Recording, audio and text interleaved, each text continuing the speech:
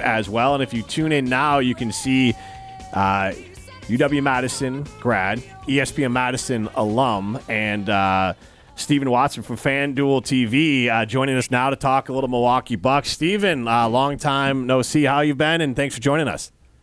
Yeah, thanks for having me. And a former intern of Jim Rutledge back in my 100.5 ESPN Madison days. How about that? You buried the lead. Yes, I definitely buried the lead on that one there. So you can tell Rutledge that. Jim tells everybody, like, when I first joined the show, he's like, hey, Matt, like, everybody I work with moves on to bigger and better things. So Neitzel, Steven, Scalzo.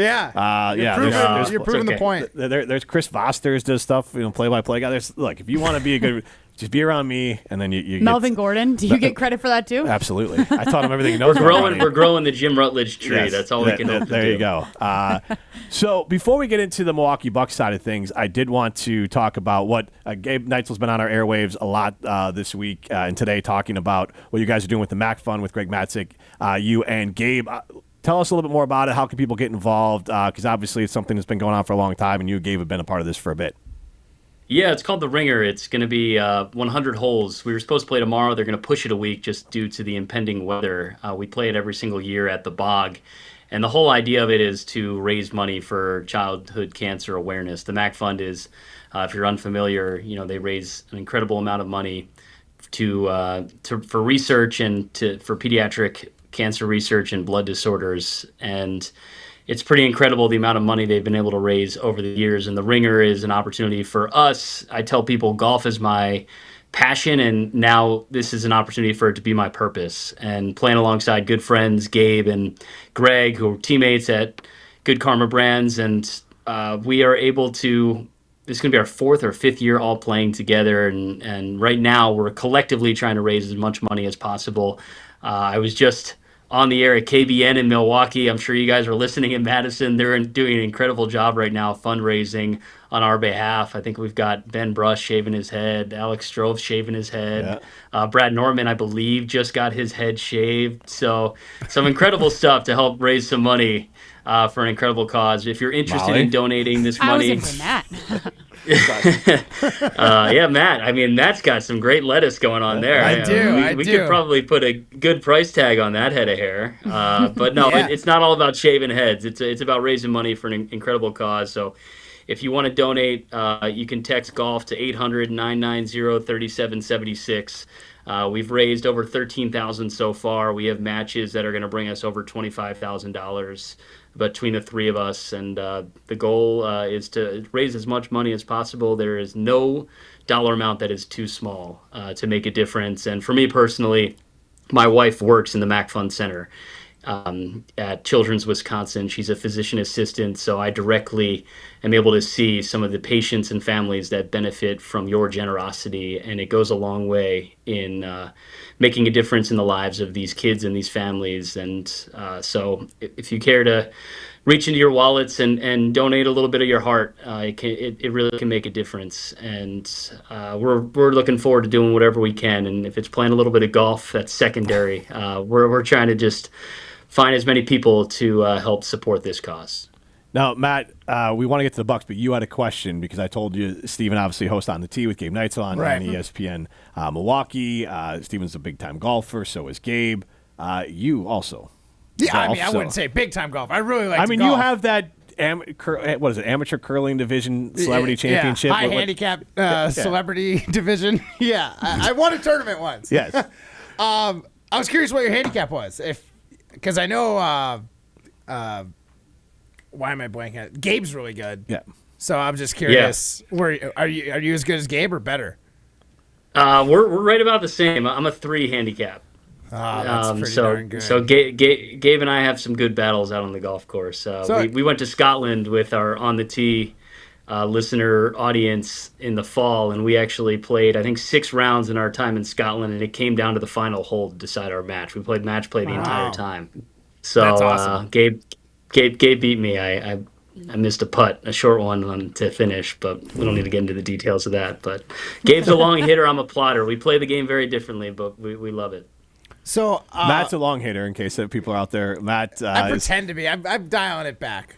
Okay. I'm trying to play more accurately now. Yes. So the days of the long drive are gone? Yeah, I think so. I just, the long ball's over. Yeah. So I was curious because you are playing the Bog, you said, right? Yeah. If you weren't a 3 handicap, you're going to lose a ton of golf balls. But I have confidence that you'll be able to keep them in play here. Arnold Palmer. 100 holes is a lot of holes on any course. It's a really long day on the Bog. I will say it's a tough golf course. Are you guys playing this scramble style, or are you playing your own ball for 100 holes? No, we always try to add a little birdie incentive as well. So the number of birdies that we can make, usually people will match on, certain people put $1 amount on every birdie and they'll donate that way, which is another way we encourage. We'll make it public, however many. You can bet who's going to make the most between all of us. I think I'm going to donate for every birdie that Gabe makes and vice versa. So nice. It kind of keeps us both motivated to go out there and play some golf. And yeah, we try to play ball and cup the entire day as much as possible. You have to pretty much play 9 holes every hour to finish. And what time do you start to do this? It'll start about 7:30 in the morning. We'll finish probably 6:30 at night. Takes about 11 hours usually. Man, yeah, so you guys, you have to cook a little bit faster than your normal round of golf, too. Yeah, we get our own golf cart. We fly around. It's a good day and good people. I mean, it would be tough to do by yourself, but, doing it with Gabe and Greg Matzik, 2 of my favorite people. So we always have a ball doing it. Steven, you were at the game in Indianapolis last night with FanDuel TV. Tell us a little bit about, we've obviously been talking about the end of the game things with Tyrese Halliburton's dad and all that stuff, but tell us a little bit about the game going into overtime, the reactions to them losing in overtime when it felt like they had it, they should have had it, and then all the things that happened after the final whistle blew.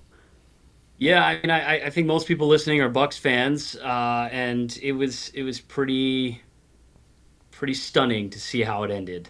And if you're a fan of basketball, you couldn't help but appreciate how incredible of a game that was. I know it didn't go the way the Bucks were hoping, but just the way that the Bucks were able to pull away, the performance we saw from Gary Trent Jr., Tyrese Halliburton setting into overtime, Trent Jr. scoring the first 12 points for the Bucks in overtime, Giannis willing them all the way there. It was some incredible basketball played from both of these teams, but ultimately an 8-0 run with 39 seconds left was the difference in that game, and it just seems like Tyrese Halliburton gets up whenever he plays his hometown team, and it led to a pretty emotional finish at the game. I think we all watched the raw nature of a season and dreams come to an end, and you never want to see it end in that type of scuffle at midcourt. I was actually on the floor about 15 feet away from where that all was happening because we were getting set up for our post-game show. And there were moments there where I felt like we were about to have a Malice at the Palace. And it got a little scary, truly, because we didn't have anywhere to run. And these guys are big and fast, and it got a little nervy there for a moment. But fortunately, nobody was hurt. And the image that I'm going to have in my head outside of the scuffle itself was Doc Rivers right in front of me and my partner Steve Novak just kind of looked up at the rafters and he just mouthed the words, "Wow." Like he's seen a lot in his NBA career as a coach, as a player, and even he was at a loss for words at how that game finished and how it all played out. And that can happen in sport. I mean, as close as you think you are, you can have it ripped away. And I think the Bucks got a little comfortable with Game 6 coming back to Milwaukee and the momentum that was right in front of them, and they let it slip away. And some team has to win, and it was a bummer to see the Bucks season come to an end in that way. But it was an incredible basketball game and a little unnecessary drama at the end. Yeah, and talking with Stephen Watson from FanDuel TV, and it was unnecessary. I did want to. I know a lot of fans I hope this isn't, and obviously none of us want this to be Giannis' last game. But if it was, what a horrible on the court thing for it to end. But at the same time, I looked at it, I guess, with a little bit of time this morning and today before the show, and it's like, Giannis showed up as a 19-year-old who struggled with English and had the moment against the Chicago Bulls where he kind of tackled Mike Dunleavy Jr. And then to see him as a person go full circle. And obviously as a basketball player too, from a guy who was a role player, an ascending player, to the guy who is the second or third best player, if not the best player in the NBA, and played like it last night. But then after the game, he is put in a high-stress situation, and he handles it with class and he single-handedly avoids the malice at the palace because he doesn't react, and then is so elegant in the post-game. If that was, and I hope it's not, the end of the Giannis era in Milwaukee, it does fully encompass the growth of the teenager to the father and the man that Giannis has become, and then player he's become as well.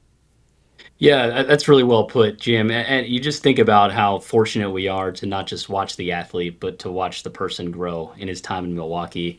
English is still his second language, and he sits on a podium, and every time he talks, we listen, and he's enlightening, he's engaging, and his perspective is, what I will always tell people about when they ask me about what it's like to cover and watch Giannis Antetokounmpo. It's, man, he just gets it. And, I call him, the Bucks MVP, most valuable perspective. Yeah. And it's because every time he talks, he makes you think, and his perspective is something that most people on this planet could never fathom. And it allows you to sit back in your chair and think. And I think last night was a perfect embodiment of the character that Giannis presents, and the foundation that he has from two great parents. And that's what he spoke about after was, just the values that his dad has instilled in him. And that's a big reason why Giannis was able to stand there on the court and control his emotions while John Halliburton was screaming in his face, and was able to reflect on, the values and the way that he was able to, compartmentalize in that situation. He told a really fascinating story just about how when the Bucks won a title in 21, his mom was afraid to step onto the court because she thought she was breaking a rule. And he juxtaposed that to what we saw last night from John Halliburton, which I think everybody would be in agreement was completely out of line. That the floor is sacred. And especially in a moment like that, where it's a series ending and emotions are high, the only people who deserve to be on that floor are players. And I hope that John learned something from that. I know Tyrese apologized on his behalf. I do know that Giannis, long after the game, was searching out Tyrese to just kind of clear the air and make sure everybody was on the same page. That truly bothered Giannis. And I think that it was another moment for us to just sit back and realize the type of person that we get to root for, and the type of person that, Jim, I know you're a dad, the type of athlete that's a role model to so many young kids. And what better brand ambassador of Bucks basketball than number 34? And, I don't know if it's the end, but man, I just appreciate what we've seen. And, I'm a forever fan of Giannis Antetokounmpo, and I don't know anybody who isn't, and if they aren't, I don't trust them. Right? Yeah. No, absolutely. So you had mentioned you don't know if this is the end, so I'm not going to make you predict, but yeah, I appreciate that. Thank you. What is the way forward in both, or I guess in the scenario where Giannis sticks around? Because I kind of understand. It's pretty simple. If you're able to trade Giannis, you're going to get a lot of value for him. You're back at least on track. Is there a path forward in keeping Giannis where we can still remain somewhat relevant? Yeah, of course, there's a path. It's up to John Horst to find that path. And, he was extended, and I think that he was likely extended with a vision in mind. I know that the injury to Dame was unfortunate and came at a terrible time for the Bucks organization, but there will be changes. I think there's always just that understanding when a season ends that it might not look the same. And I'm not going to sit here and try and tell you what changes I think they need to make or what they will make, but I think what we saw in Dallas was a sobering reality for the entire NBA that truly nobody's safe. But I do know that Giannis is under contract with the Milwaukee Bucks, and until I hear otherwise, I expect 34 to be there, because I do truly believe that his legacy is as a Buck, and he will always be loyal to the people that gave him his opportunity. And if it is the end and the Bucks decide to move in a different direction, all we can do is appreciate the man and the player and the role model that he is in Milwaukee, because 34 is going to be in the rafters. There might be a statue, and I'll tell you what, if evidence of the last 4 years has taught us anything, it's really hard to get to the top. And Giannis Antetokounmpo brought that to Milwaukee for the first time in 50 years. And I imagine he's motivated to make it happen again, and I hope the Bucks are able to make it work, to put pieces around him to keep him competitive. And we're talking about, Bucks in the postseason for many more years to come with Giannis Antetokounmpo as the face of the franchise. Yeah, I think that's a good way to wrap it up. And we all want Giannis to be back. And I said, honestly, he should build it. He's going to get one statue. Yeah. Build him another one if he says, I'm going to stay here and we're going to work it out together, because that doesn't happen in the NBA Name the stadium anymore. after him. Right. So I hope it all happens. And if I'm going to bet on a guy wanting to stay at least through his contract, it would be Giannis, to give the Bucks an opportunity to see if they can retool on the fly. Steven, thank you so much for hopping on. We appreciate it. Yeah, thank you guys. Appreciate you. And yeah, Jim, I love the shirt. Girl dad, I'm a proud girl dad myself. So always good to be on the airwaves with you, my friend. Absolutely. Let's pop that phone number again. Golf. Text golf to what? Yeah, thank you. I appreciate that, Matt. Yeah, if you want to donate, 800-990-3776. Text golf, 800-990-3776. And Matt, I hope to one day be able to flex like you and use an Olympic gold medal as my ball mark. I didn't want to bring. I knew Steven would know that, because Matt, you guys should golf together sometime, because Matt's a good time to golf, and we get over to the Milwaukee area once in a while and golf. Where did we go? Where did we golf a couple years ago in Mequon? The country club you screwed up on. Remember you? the Riverbend? Lakeshore. Yeah. Was it Lakeshore? North Shore. That's what we North Shore. Yeah. Long story short, Steven, a long time ago, Matt went to the wrong North Shore golf course, because there's one up north. By Appleton. One by Appleton. North Shore of. Yeah. And then one in Mequon, and he went to the wrong one. He still made it up to get to the correct one, but then later on we got him to the one in Mequon. So we've been able to do both now. So, Steven, thanks so much for hopping on. Yeah, Matt, come out, golf with us. Join us on the tee whenever you'd like. You want to talk golf with me and Gabe? Oh, he would love that. Yeah, careful what you wish for. Hey, look, he is actually golfing in are you doing the celebrity thing again this year? That's TBD. I got put on the last. Okay, but what was the name of the thing that you won? BMW Charity Pro-Am. Yeah, so he's won that. It's South Carolina on the Corn Ferry Tour. So yeah, I'm a Corn Ferry Tour winner. Congratulations. You and Steven are the only two people know what that means, but hey, Steven, thanks so much. Appreciate it. Yeah, thanks guys. Appreciate you.